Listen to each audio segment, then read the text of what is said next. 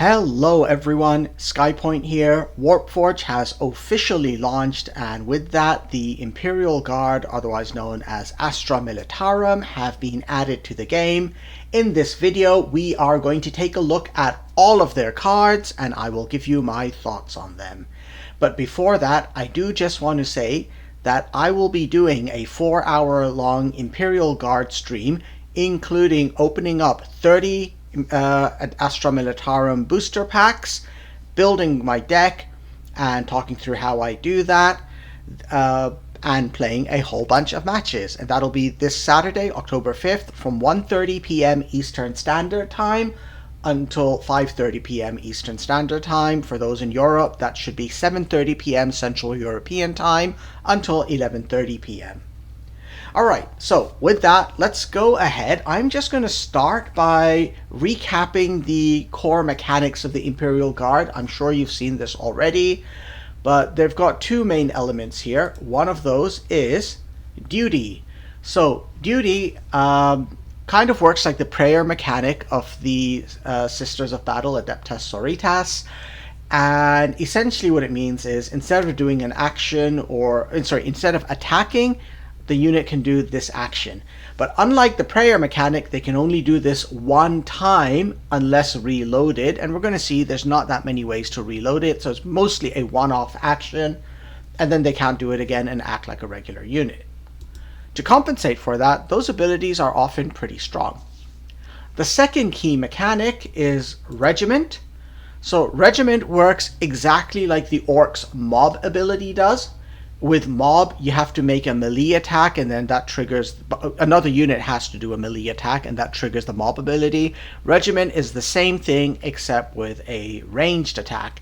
I actually feel that Regiment is superior, because there's a lot of units in the game, the flying units, which cannot be hit except under specific circumstances with a melee attack. So you're much more commonly able to do a ranged attack, which means Regiment can be triggered more reliably than Mob can. Lastly, we're going to see there's actually a lot of cards in here with vehicle synergies. So the Imperial Guard have an unspoken third mechanic, which is vehicles. I'll talk more about some of those cards later on and maybe try a build on Saturday. Okay, with that covered, let's get into what you're here for, which is looking at their cards. So I'm gonna go ahead and start with the Warlords. So starting with the rare Warlord, Commissar Denkler. So you can see this guy over here, 30 health, 2 attack, 2 range, 2 melee attack, 2 ranged attack. That's pretty standard. His talent is lead by example, and his duty ability is give flank to a friendly infantry. Let's look at his talent over here. It's give +2 health to a friendly unit and reload its duty ability. So this guy is very obviously the duty build Warlord. Like, he's really optimized for that. And it's not just his little card here, which can reload the ability of friendly units. In particular, you look at his duty ability, give flank to a friendly infantry. So what you can do with this is put a friendly troop who has duty into play, activate his duty ability to give that friendly infantry flank, and then activate that unit's duty. Later on, you can reload duty with this, and you probably don't want to use this on the troops unless desperately needed, because the troops are going to die. Your Warlord, Commissar Denkler, he's going to stick around, but he only has 30 health. I think the smart play is going to be constantly using his ability to add health back onto him, reloading his own duty ability, and then letting him trigger duty on a newly deployed unit over and over again.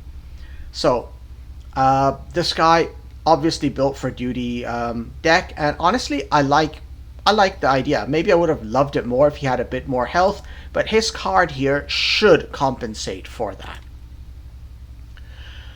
Moving up from the rare Warlords to the epic Warlord, Ursula Creed.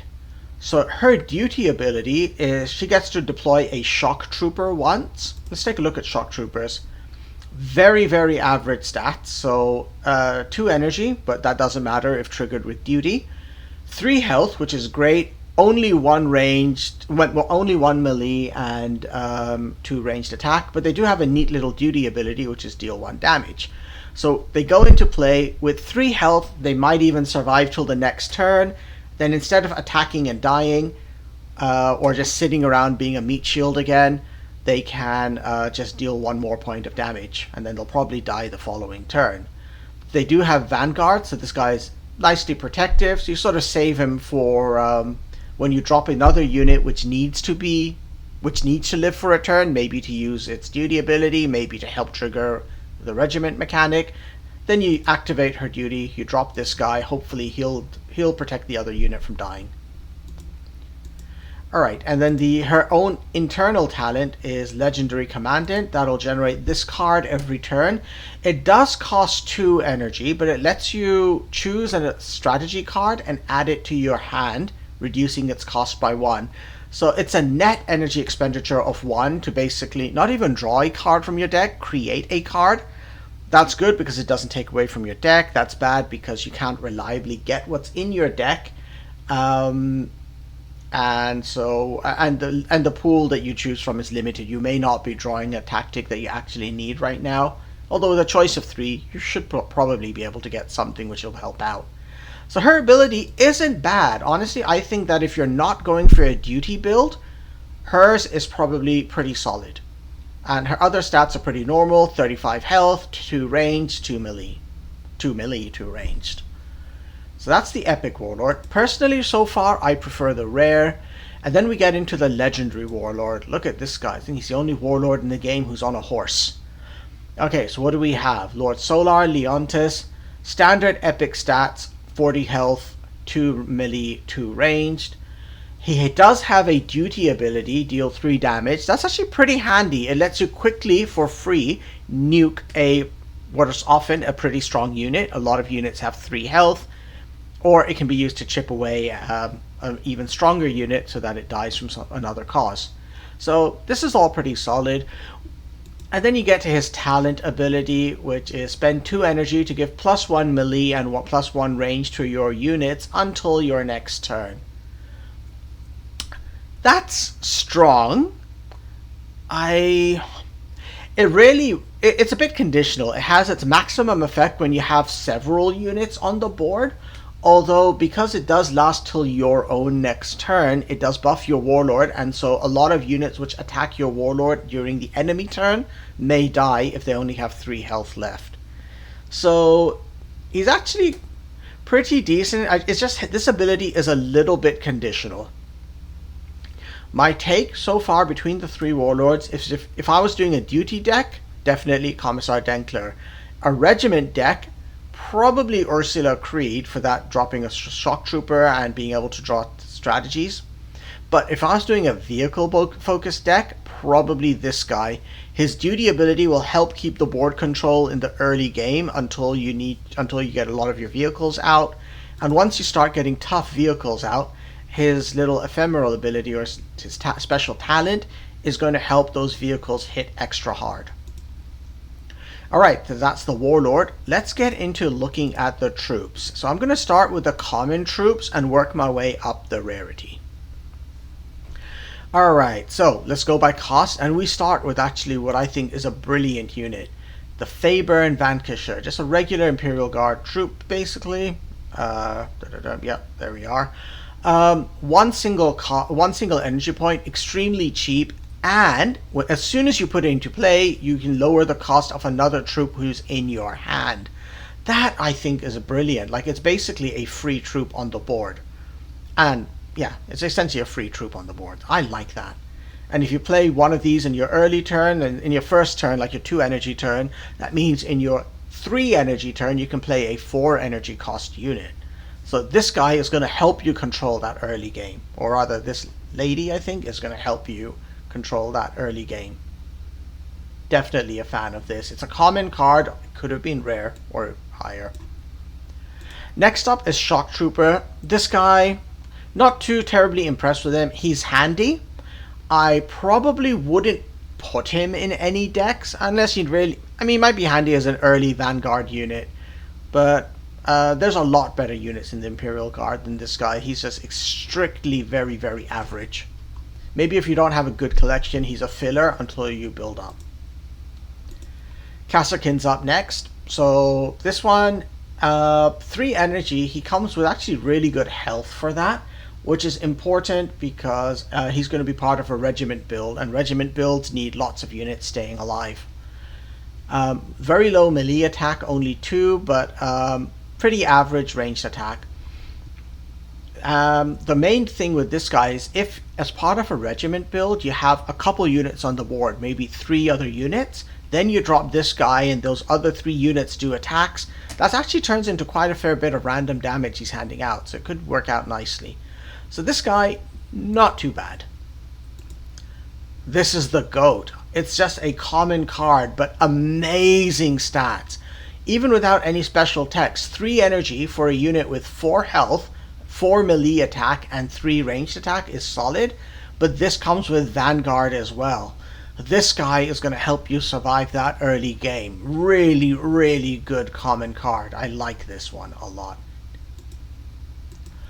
Shock Trooper Sergeant. This is kind of interesting. I kind of feel he's a little bit weak because coming in at 3 energy with only 3 health, he might struggle to stay alive to trigger his duty ability, which, ironically, his duty ability creates a guy who will help keep him alive.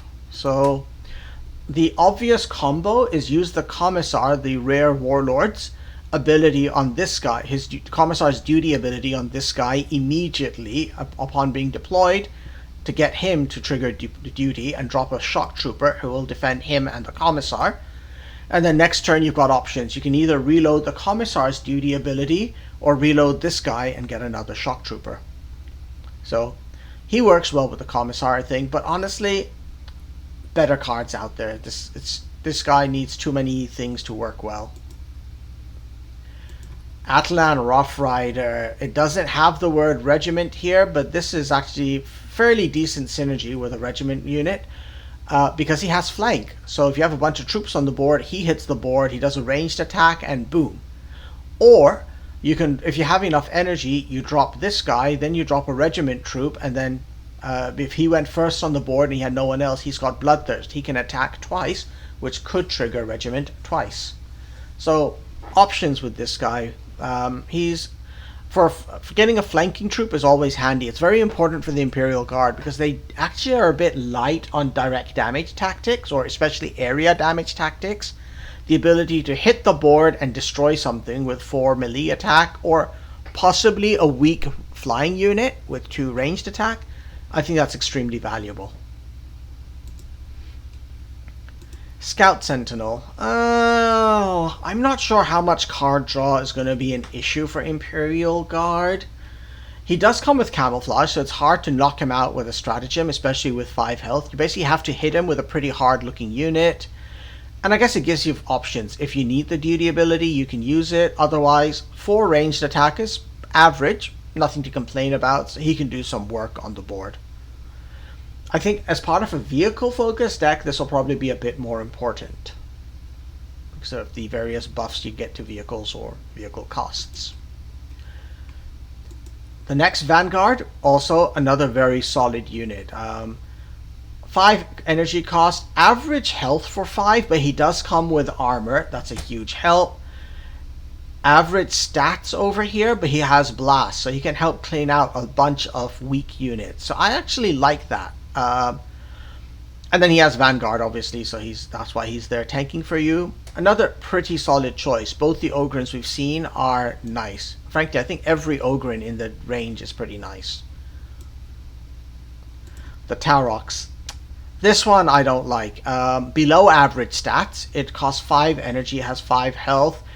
It only has 4 attack. Its little trick is that it creates shock troopers in your hand. I mean, that works if you already have a bunch of units on the board. Then you drop this guy and you begin attacking and create a bunch of shock troopers who you then have to play. But that means in the later energy turns, like 6+, you're dropping a bunch of pretty weak units. I feel like this doesn't work. So I don't like Taurox. I think it's a bad card. Next up, Chimera. This one's actually really interesting. It costs 6 energy and has great health for that. Terrible, terrible attacking stats. Only 3 melee and 4 ranged. It has a party trick though. Friendly infantry troops have armor 1. So it makes your friendly infantry troops tougher. And it has a neat duty ability. Drop 2 shock troopers who then benefit from this extra armor. So remember, those 2 shock troopers have Vanguard. And with the extra armor, they have potentially 4 health. So the Chimera is another one which works really well with the Commissar's ability. Drop the Chimera, trigger the Commissar's duty ability on the Chimera, let the Chimera immediately pop out 2 shock troopers, and that means for 6 energy you've deployed 10 energy points worth of troops. I like that a lot. So I think if you've got the Commissar, you need the Chimera. Manticore's next. This is also a very important card. At first glance, it's not stunning. 6 energy cost, 6 health, 6 ranged attack, and 2 melee attack. It does have Blast 2, which helps with that ranged attack. But honestly, the reason this is valuable is for its duty ability. The Imperial Guard lack area damage, and this is probably one of the best, possibly the second best mass area damage, damage to all enemies cards that they do have. And again, this works really well with the Commissar because you can drop this thing, activate his ability on it, blast the entire enemy board. Hopefully it survives till the next turn, where you can use the Commissar's card on this thing, healing it up and letting it trigger duty again. So you might, if you're lucky, get 2 turns worth of duty out of this.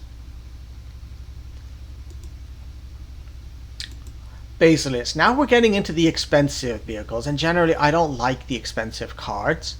Below average base stats, but it's kind of compensated for by long range.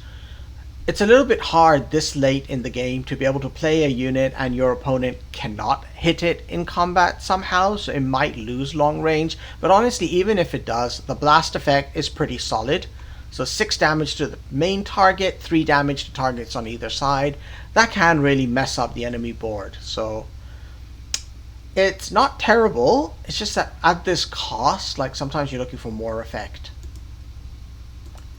The Baneblade tank. Okay, I generally don't like 10 cost units, but I have to say the Imperial Guard have some of the best 10 cost units in this game. So the Baneblade tank comes with great stats for 10 energy. 10 energy, 12 health, 12 ranged attack, and a respectable 6 melee attack. On top of that, it comes with armor too, so it can take a pounding, and it buffs adjacent units. Note units, not troops. So even your Warlord can benefit from this with armor too. This thing comes in the late game and glues together what's left of your line until you can win. And speaking of winning, that duty ability, you can blast 8 damage directly at a target. So even if your badly injured enemy Warlord has a tough Vanguard unit it's hiding behind, this Baneblade tank can just blast your enemy Warlord directly in the face. So this is actually really good for a common 10 cost card. Okay, let's get into the rares. The rares actually have a lot of regiment stuff, honestly, here. Let's start. The Cadian Medic. Heal 1 to a random friendly unit. That's actually great, especially because it says heal 1, not give 1 health.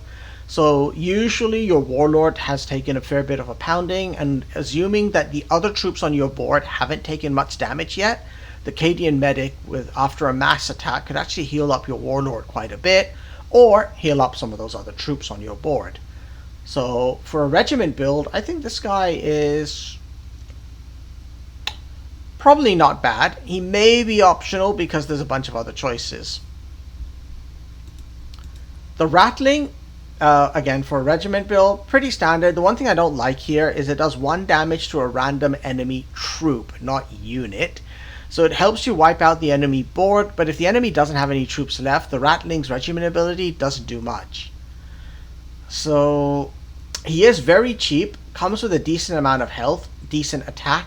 So he works pretty much okay in not just regiment decks. For that 3 damage, if you drop him on your first turn with 3 health, he may survive, may do some damage.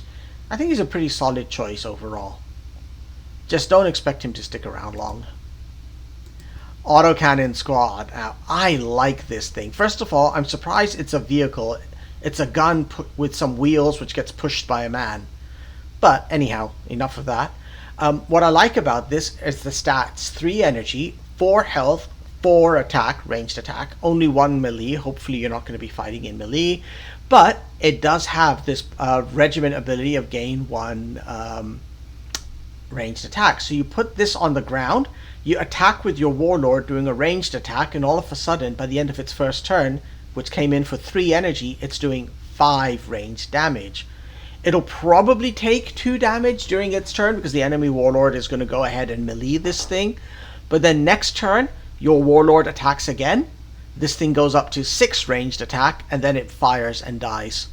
But it's done 6 damage to a target by then. That's going to be very, very handy early on in game. Flamer Trooper. This guy is great for duty. Mass area damage. As I said, this is where Imperial Guard have a weakness. This is where I also feel that the Commissar is going to be such a great Warlord. Enemy has a fantastic board of units with 2 or 3 health. You drop this guy. Commissar gives him flank. He triggers duty. Whoosh. Enemy board wiped. Even if he's not using duty, 3 attack with blast 1, he can help keep the board under control. I like this guy a lot. He definitely goes in Commissar decks for sure, and could be handy in other decks if you have a way of triggering his duty. The Astropath. Now this one's actually really interesting. Average health for the cost, terrible stats, but you're not really wanting to attack with him. What you want to do is leverage his shield so he survives till the next turn, and then for free you draw a strategy and reduce its cost by 2. And then he's still on the board so he can attack something afterwards. But basically it's a 2-turn setup which helps you get a cheap stratagem.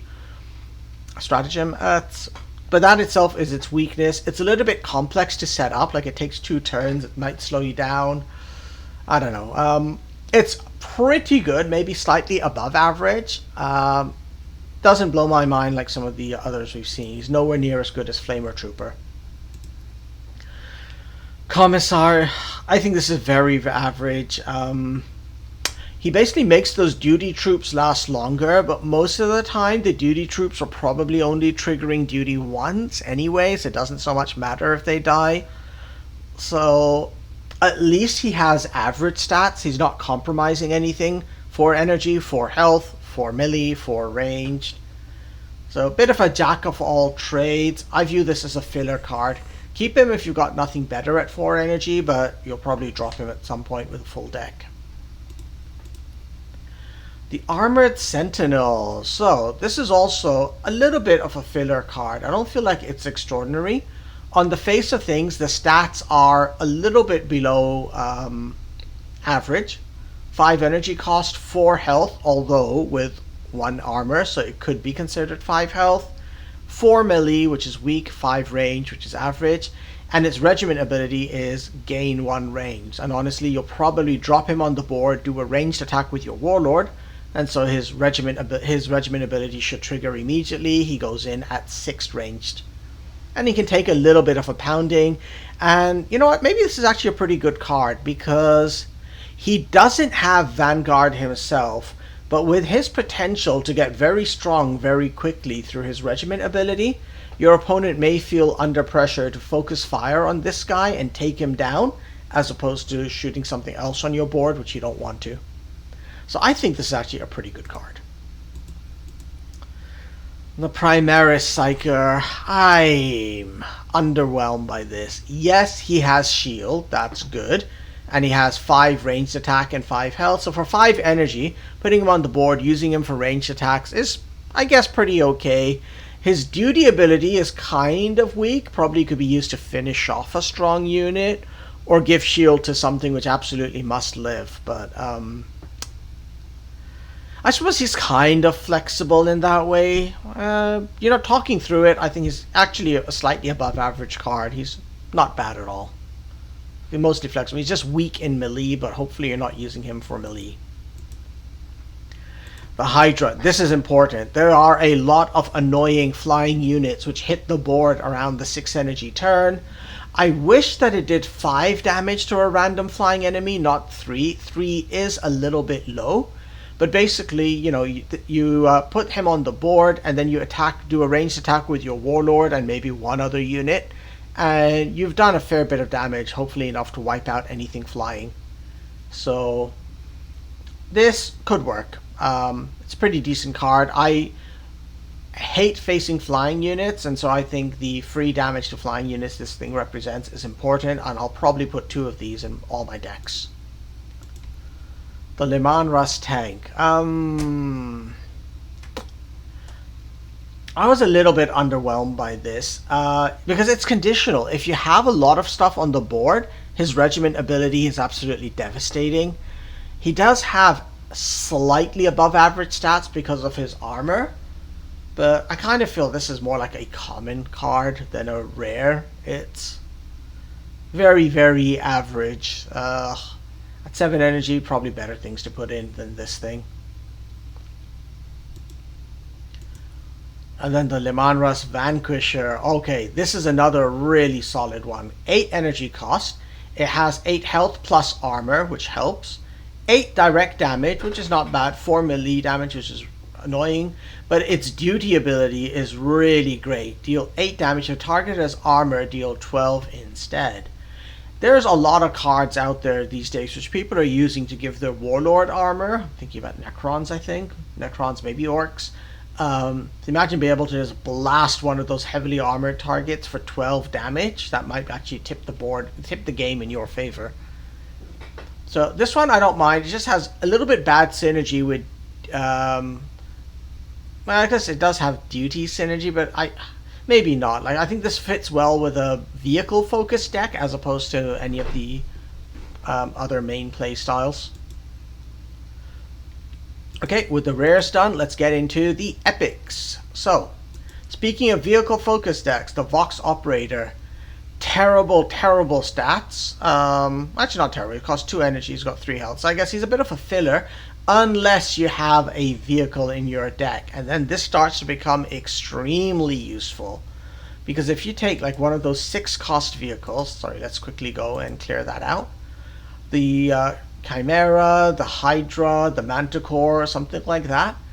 In an 8 energy turn, what you can do is, let's turn that off, get back to the epics. 8 energy turn, drop this guy first, then drop the vehicle, then trigger the vehicle's duty ability or something. So that can become very, very handy as a combo. If you've got lots of vehicles, this guy's amazing. Otherwise, a little bit lackluster. Maybe the fact he's got 3 health for 2 helps you for 2 energy, helps preserve board presence. But yeah, he's there to support the 6 energy cost vehicles. Alright, Master of Ordnance. This is also another heavy vehicle play guy. Now, if you don't have a deck where you think you'll get 1 or 2 vehicles out in play, this guy's useless. He does trigger at the end of your turn, so once he goes into play, at least 1 trigger of his ability is guaranteed. But if you don't have many vehicles, in that case, then 3 energy for 3 health and a 2 melee 3 energy troop is kind of wasted. So great if you do vehicle focus, not so great without that. Cadian Standard Bearer. This guy rocks. Okay, so I love this one. So his stats are kind of average. Above average health for his energy cost, below average attack, but this guy's not attacking. So you drop him on the board, you get a free shock trooper immediately. So that means for 4 energy, you get 6 energy worth of troops. And then the next turn, you can either use him to attack for disappointing 3 attack, but that could be enough to do something important.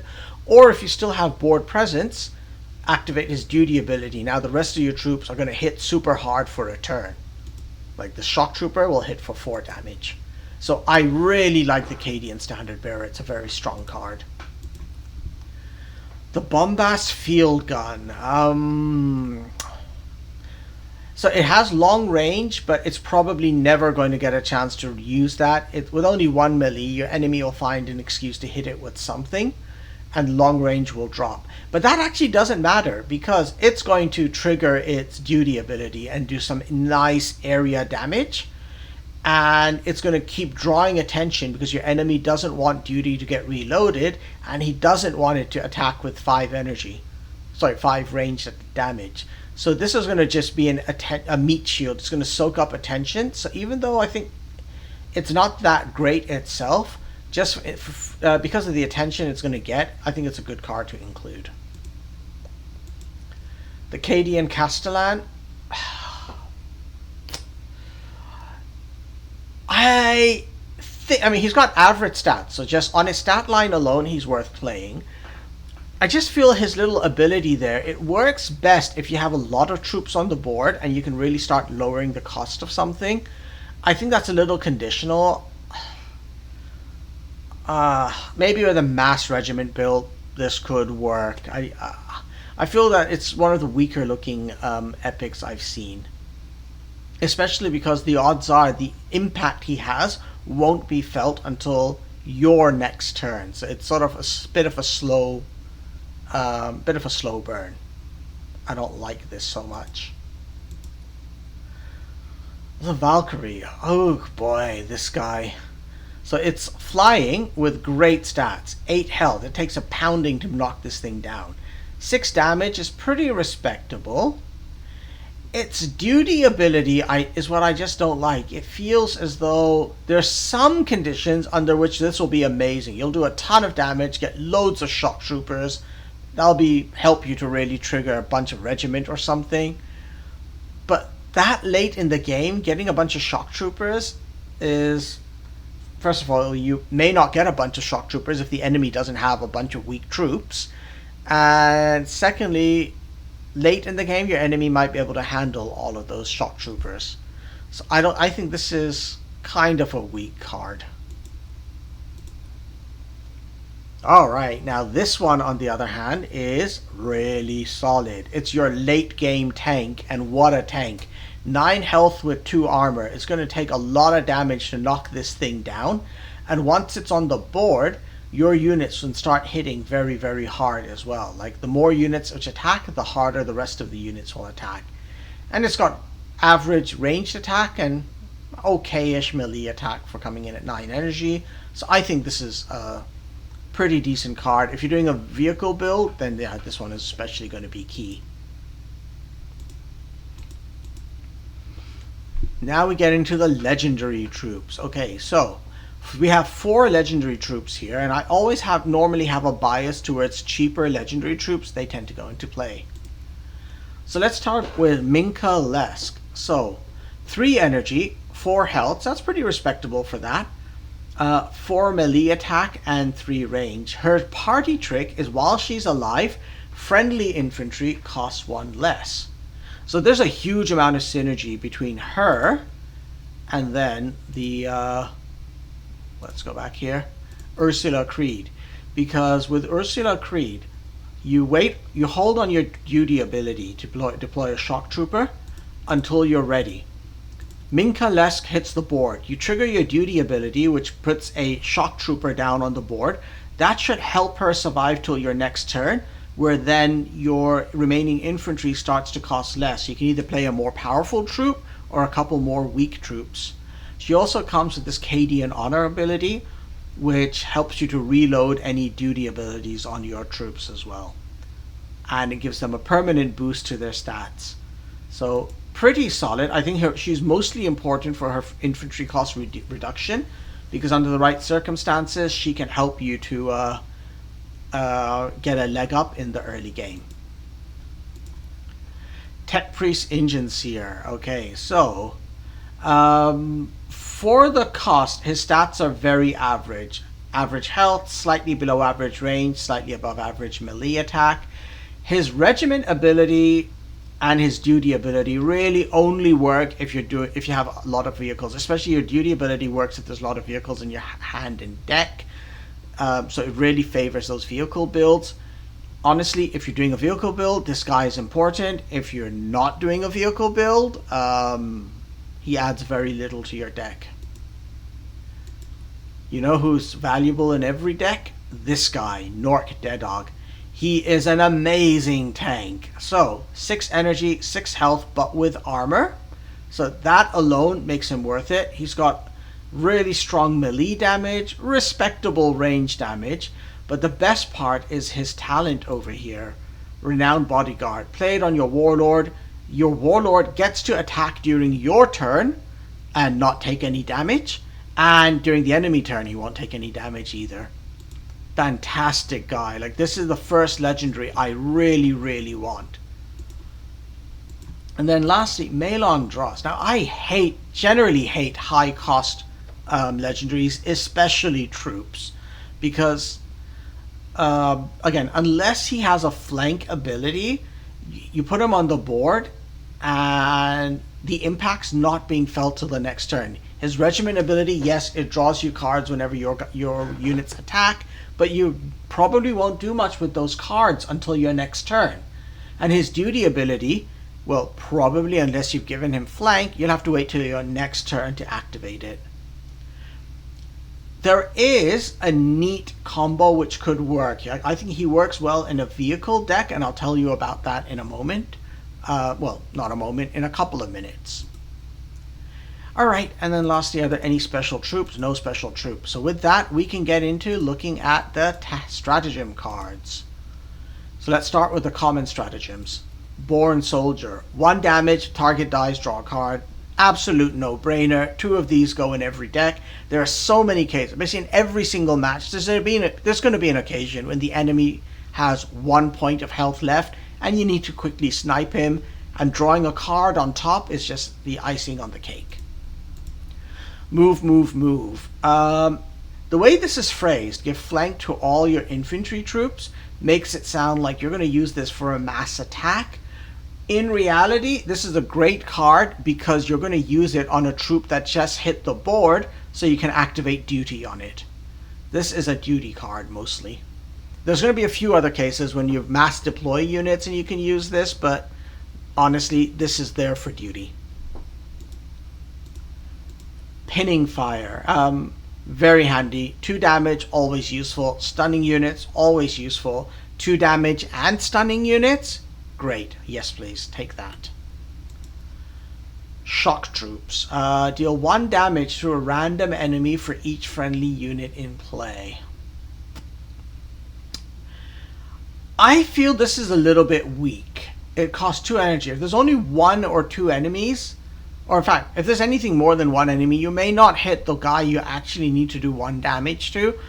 And unless you have a lot of units in play, you only get 1 shot. 1 or 2 shots. I don't like this at all.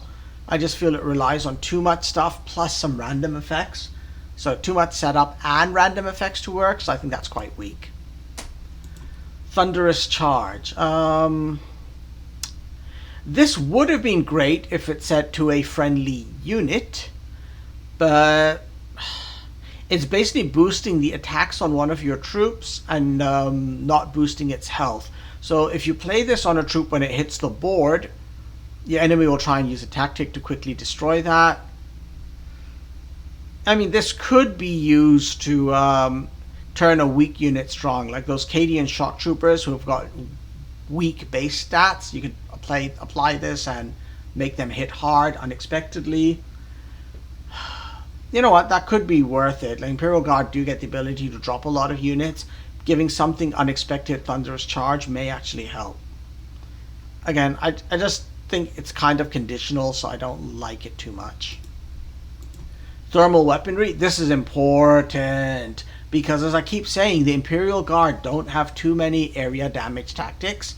So giving Blast 3 to a troop is going to be one of your ways of making sure that things die when they need to. Lastly, Mechanized Infantry. Overall, honestly, it's not terrible. if you have a very, very heavy vehicle deck. Actually paying any significant amount of energy to play this isn't worth it, because shock troopers are, even 3 shock troopers are not worth spending energy actively on, I feel. So I don't like this unless I'm doing a vehicle deck and I know I'll play lots of vehicles over the game, and so I'll probably play this card when it costs 1 or 0. Next up, the rare tactics. Full throttle, important at any point if you have a lot of vehicles in your deck. It's a no-brainer. Basically, the effect of this, spending 1 energy to get a 2 energy cost reduction, is a 1 energy cost reduction on your next vehicle. So that's solid. I think that's a good idea. Take it for vehicle decks. Recon operation. I actually like this one a lot. You're probably not going to play it when there's a stealth or camouflage unit unless you really, really, really need to hit that unit, because its most powerful impact is its other thing, which is draw 2 cards. 2 energy to draw 2 cards is an excellent trade, so I do like Recon Operation. This is also very important in case you're focusing mostly on cheaper cards, because card draw will become important for that. Regimental Doctrine, mass heal and trigger regiment abilities. Yes, that's frankly important if you have a regiment focus build. Summary Execution, super, super important. Destroys a random enemy troop. Okay, fine, but you need to be able to do hard kills. Shame this isn't targeted like most other factions hard kill, but let's take it. It's too important to pass up. It's slightly cheaper than the Orc equivalent, which destroys a random enemy troop, but that's because this needs you to get one of your own troops killed as well. Hopefully you'll pick a troop which is already attacked and is about to die, or something which is on the verge of dying anyway. Artillery Strike. I do not like this, but it's so important I will include it anyway.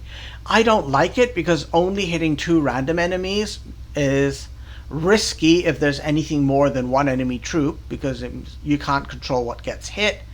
3 to 5 damage is nothing to write home about, but again, the Imperial Guard lack damage tactics so much that I feel that you've got no choice other than including this. Siege Warfare. Okay, so earlier on, when I was looking at the legendary troops, I had said that there's one combo this guy works well with, and it's Siege Warfare. So late game is going on, you play him for 8, he somehow survives till your next turn. You trigger duty. So what's going on? Oops, that's not it. I need to do stratagems. You trigger duty because you have Siege Warfare in your hand. Now for 5 energy, you're drawing and playing 2 vehicles from your deck. And if the majority of your vehicles in your deck are costing 6 or more, you're dropping at least 12 energy cost worth of vehicles for 5 energy, which is amazing, and it will change the game for you. But again, that's a very specific combo and circumstances set up, so I think it's a little bit unlikely. So overall, I'm not a huge fan of Siege Warfare, unless you do have a lot of expensive vehicles in your deck, which means basically a vehicle-focused deck build. Epic cards. Press the attack. No-brainer if you've got a lot of duty cards in your deck and you feel that your duty troops are going to be surviving. Reloading all your duty abilities lets you do some pretty significant impacts on the battlefield. Armored Squadron. This one actually works for everything, not just vehicle-focused decks. It's just a little bit slow. I think it's worth it because there are some times in the game when you reach the 4 energy turn, you're pretty comfortable with your level of board control, and basically effectively drawing a vehicle or creating it from scratch and discounting it by 2 gives you a full return on your 4 energy. So it's an okay card. I would like to use it in my decks. I kind of am afraid it's going to make me lose my tempo too much, because basically that means in the turn you play this, you make no impact on the board. But you're hoping in the next turn you get a bigger impact. Just as an example, sorry, coming back, your 4 energy turn means next turn you're playing 5 energy. So what's your 7 energy cost vehicles? You've got 3 possible vehicles at 7 energy cost. So if you play any of these in the 5 energy turn, you're probably doing pretty well. Let's come back to tactics. At all costs. This one I don't like. 5 energy to draw 3 cards. Like if you play it at 5 energy, drawing 3 cards, it just slows you down too much.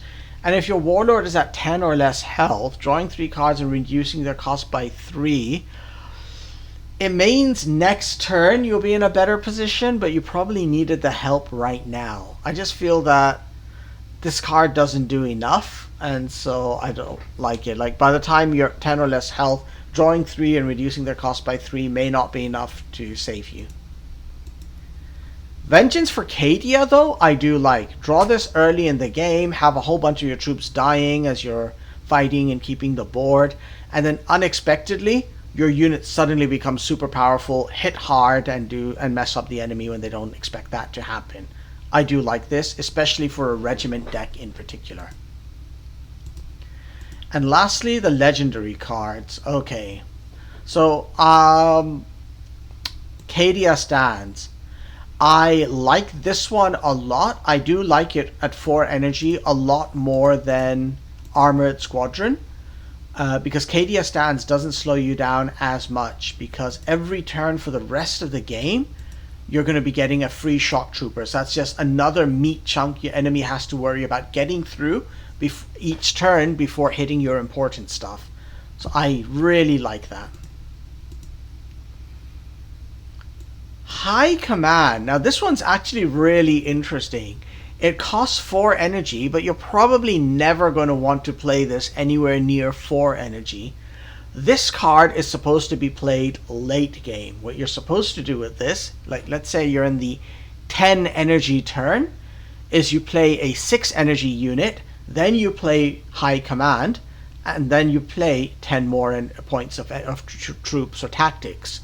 So this is very, very good. It's just not like it looks on the surface. It's not a card you play in the first half of the game. This is a very late game card. Speaking of late game cards, the Godspear Warhead. I just wish this did damage to all enemy units, not troops, but this is the closest you're going to get to a late game board wipe. The Orcs have something which will kill everything on the board at 8 energy, although that's an epic card. This will only damage the enemy, but it's not going to do anything to the enemy Warlord. But most things you face in late game will have less than 10 points of damage left on them, so this can probably really help you to stabilize a bad situation and take control. Alright, lastly we're going to take a look at all of those special cards. So we're going to start with the defense cards. So this is going to be the cards you have at the when you go second. So firstly, defense batteries deal 1 damage to 3 random enemies. That is not bad. Especially in the early game, this can help you to avoid losing control too quickly. Timely reinforcements. I like this. I honestly think this one is probably my favorite. Lets you quickly get a shock trooper. Basically, it helps you defend your other more important units in the early game, which will help you to get into triggering duty or regiment effects.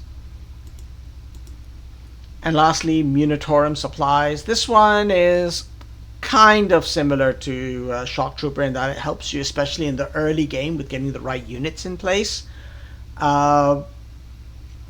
I go with Shock Trooper just because it's more reliable. You don't necessarily know what you're going to be getting with this card, but on the other hand, this card can generate legendary troops, so it could go either way. Alright, with that, that is my run through of all of the Imperial Guard cards. So that's where I'm going to end this video, and thanks for watching everyone. And as a reminder, remember this Saturday, October 5th, I'm doing a 4-hour Imperial Guard stream, including opening, let's take a look there, 30 booster packs for them.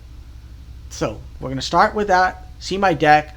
With 30 booster packs, I'm pretty much guaranteed one legendary, and because I have the premium campaign, I will also be able to... Where's the campaign?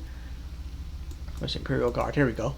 As soon as I do it, I'll also be able to get a legendary card as well. So there'll be a minimum of 2 legendaries, which I open up on Saturday. Well, I put into my deck on Saturday. All right, that brings us to the end of the video. Thanks for watching, everyone, and I'll see you on the battlefield, and I'll see you on Saturday. Bye.